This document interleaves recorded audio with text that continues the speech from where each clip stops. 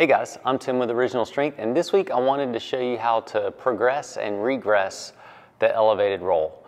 And the elevated roll is, well, it's a beautiful movement that begins as a lower body roll and ends as an upper body roll. And it just looks so cool at parties. You'll be the talk of the town. But so for an elevated roll, you elevate yourself, and it starts out lower body. So you start with your leg, let that pull you over. You end up in a high bridge, and then it ends as a upper body roll. So I'm gonna drive this arm down to the floor, and that pulls me back around from the other side. So it's a lower body roll, high bridge, drive arm down to the floor, and it ends as an upper body roll. And that's the elevated roll proper. But you may not be there yet. And so you can start on your hands and knees. So still elevated, but less elevated, less tension. And you just take this leg, reach up and across, lower body roll, let it extend you. Still try to keep your hips open and high. And then you're gonna take this arm and drive it down to the ground and let that reach. Pull the leg back over, and then from the other side, you would reach, let this arm pull you up, and then drive the arm down. So that would be a regression. And then you could play with that, and then when you were ready, you could maybe start with your legs underneath you here. Let that pull you up. Drive back down. You can spread out. And then if you want to, you can progress that and use a dumbbell or hold on to a dumbbell. So I'm here, I'm gonna reach across my leg, end up here, and now I have to control the dumbbell.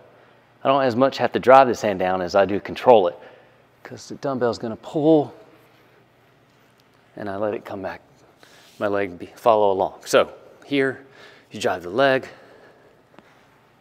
end up in a high bridge, control the dumbbell down. This feels really good, by the way. My friend Mark calls that the Anderson roll because some guy named Anderson did it.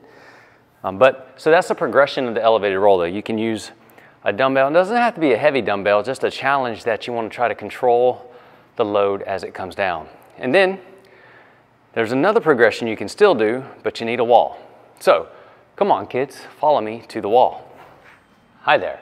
So I have a wall here. And this one is a bit trickier.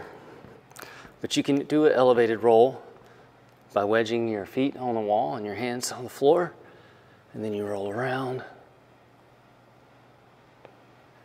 reach, and come back around. And again, this one is just for parties, but it is very interesting feeling on how, you will discover every muscle between your armpit and your pelvis. Like everything's working. So while it does look neat at parties, it works your body. The amount of tension that is generated when you start rolling with your leg like that, well, it's definitely next level. Anyway, you never have to do that. You never have to do the Anderson roll. You could just do the elevated roll, or you could just do the regression with your knees on the ground too. No matter how you do it though, the elevated roll not only looks good at parties, it feels amazing, and it is a great way to enjoy your strength, explore your strength and enjoy your strength. Do it enough times, you do get, well, it makes you stronger, but it also makes you more graceful because you learn how to control that roll and not let gravity force you into unraveling yourself.